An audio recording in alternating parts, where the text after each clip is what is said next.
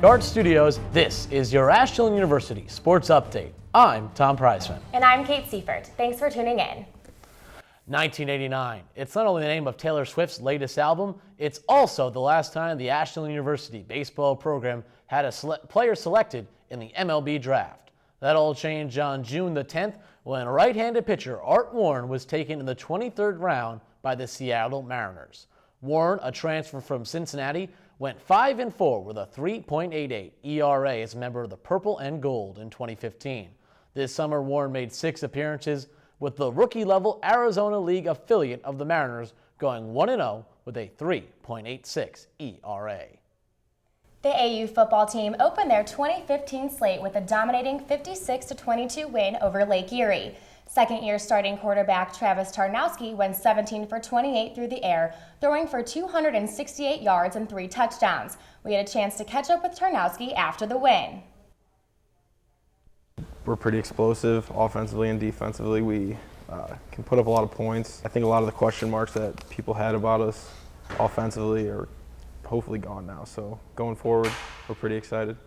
18 passes to 8 different people. I think that's a lot for defenses to try and stop and try and cover, so it's really a good sign. Me and the receivers and the tight ends and the running backs, we all knew that we had the capability of doing it, so it's just a matter of us going out there and executing. Going to the next game is just, it's the next game. We're not looking past it. We're not looking back at last game. We got to get ready for this next one, and we got to be ready to go for this next one.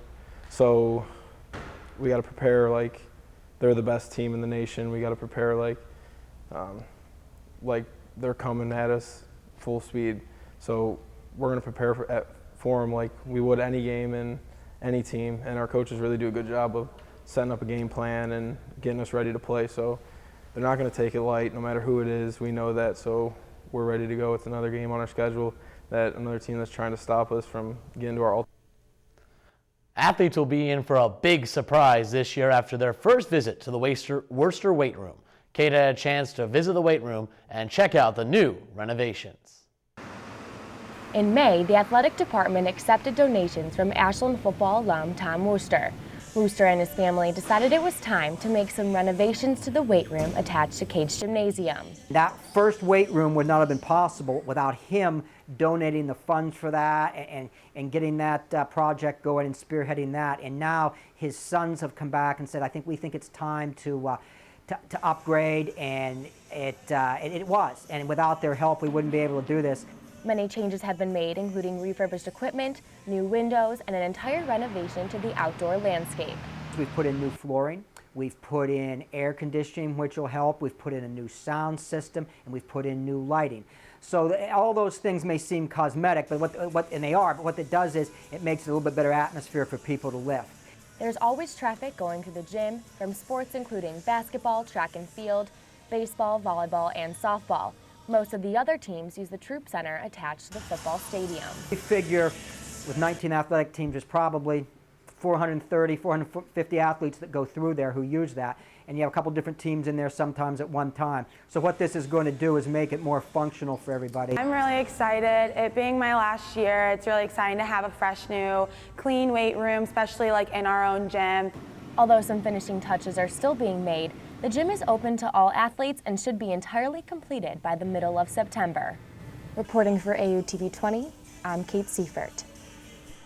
On every episode of the AU Sports Update, we highlight one student athlete who excels on the field. This week, AU TV 20's Halee Heironimus sat down with junior football player Vance Settlemier. Thanks, Kate. This week on our spotlight, we have AU tailback Vance Settlemier. Thank you for joining us today, Vance. Anytime. My first question for you is, you came into the season replacing Anthony Taylor. What kind of pressure does that create for you? It was a lot of pressure coming in, but I mean, we have Jordan McCune coming back, which is a big deal, and Mike Taylor and Reed Masters. So, I mean, there's a lot of pressure on me, but it's not all on me. We have a lot of talented backs coming back, so it makes it a little bit of pressure, but not too much. Yeah. You scored your first touchdown this season against Lake Erie. What was your first thoughts when you crossed that goal line? I mean, I was excited. I was just more happy to see how well our offense worked together, how smoothly we worked down the field without any problems, and it was just good to see how how we work together. And what goals do you have for yourself this season? Every year, as a football team, we strive to win the GLIAC, and we want to make it to the NCAA championship. But I mean, just like every other year, we work week to week. We try not to look too far ahead. We just want to beat the team that's in front of us, and we prepare for the team that's next. Now, what kind of expectations do you guys have for a team coming in this season, especially losing Anthony Taylor, Eric Tompkins, and strength and conditioning coach A.G. Kruger? Those are all big names, and I mean, losing A.T. and Dan Pico and Eric Tompkins was huge. I mean, they were really great players, but we also have a lot of talented depth, like I said, like Jordan McCune and Mike Taylor, and then at receiver we have Matt Wilcox, young guys stepping up. It's just we have a lot of guys stepping up and doing really well, so I think we'll be all right. And then with AG, I mean, we have Coach Geiser, who was always there, right there helping them out. So, I mean, it's tough losing them, but we'll be all right. I'm sure you guys will do great this season regardless. Thank you for joining us today, Vance. Thank you. Back to you, Tom and Kate. The AU women's soccer team opened their 2015 campaign on a high note, knocking off West Liberty 3-1. Freshman forward Deja Swinehart had an impressive showing in her collegiate debut, scoring 2 goals in the win. We talked to head coach Dan Krispinski about Swinehart and the team's fast start. Deja's done a great job of adapting her game to not only the collegiate game, but to our style as well.